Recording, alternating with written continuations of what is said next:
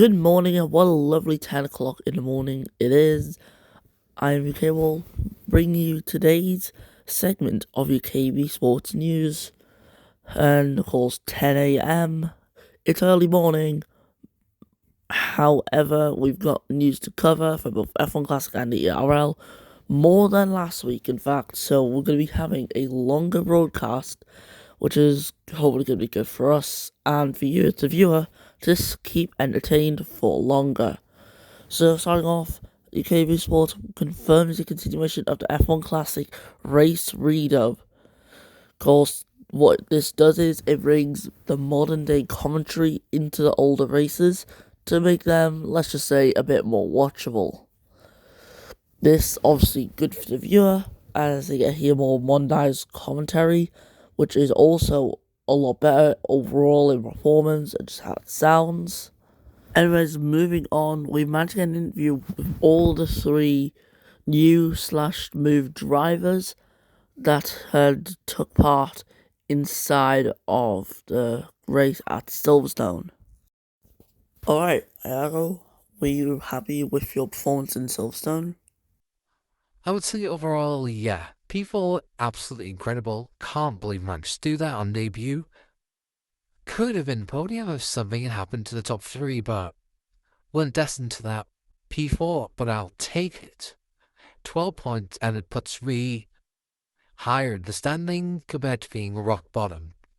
Thank you for that. How do you think the rest of the season could go for you, depending on how long you're in the seat? Well, we'll just have to see what goes on because we've not really got much planned at the moment, from what I know.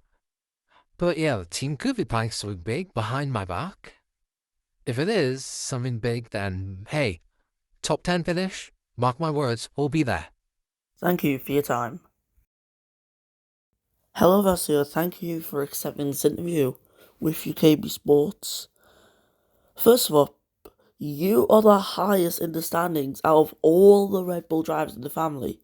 You were the highest before you even joined Red Bull. Your season at AlphaTauri has been exceptional to be higher in the standings of both Ocampo and Tom Leon. Now, being in such a high pressure seat in the Red Bull currently, for the time being, how many nerves are you feeling? Are you going to manage the pressure in the Red Bull seat? That's a good question. I'd say yes. I'm going to manage the pressure. Of course, there are a lot of nerves and the pressure is high. However, I'm able to withstand that. Of course, I've already managed to get higher than both verbal drivers in standings in AlphaTauri. It's supposed to be the worst team, the B team of Red Bull. However, I managed to exceed, and I'm better than all of them. I will beat them all at the end of the season. There's no debate about it. I will do it.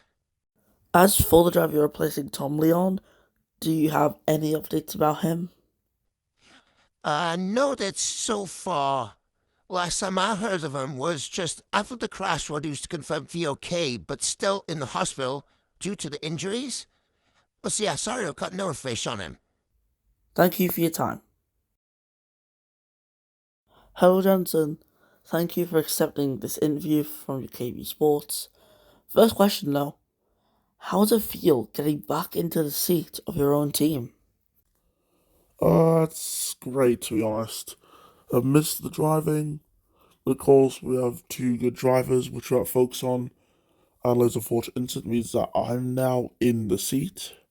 However, I'm ready to make some good performances and get into hopefully the top eight in the standings. Preferably, I want Adelaide to come back as soon as possible. He got a title to try and challenge for, but this injury is making things a lot more difficult for him. Me and the rest of the guys at McLaren all hope he's alright though. The biggest threat, Ferrari. With your performances, do you see the possibility of being able to hold off Ferrari in the championship? I'd say yes. We definitely have the ability to hold off Ferrari. Yes, they really quickly got Ultra. However, Revo is not comfortable with the car, and as a result, yeah, it's just not been performed well. However, we always had two really good drivers. I'm obviously a little bit worse than Benedetto, however, I still see me as a good driver who will be able to consistently score the points, which means, yeah, we should stay P1. And if we don't, hey, contact me and we'll discuss some stuff. Thank you for your time. Lastly, on the F1 Classic segment of today's news, we've got the livery designer role. This needs some extra clarification because there are definitely many people out there who don't understand what it is. So pretty much what this is a role that allows you to create a livery for your own team. If you don't have that role and you're in a team, I'll be making that livery for that team.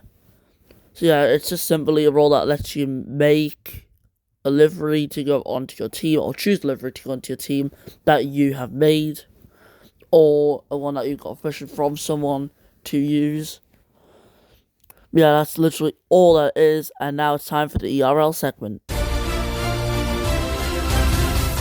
Starting off this segment with the biggest headline of all, Ash Cornwell, FG Series 2 World Drivers Champion.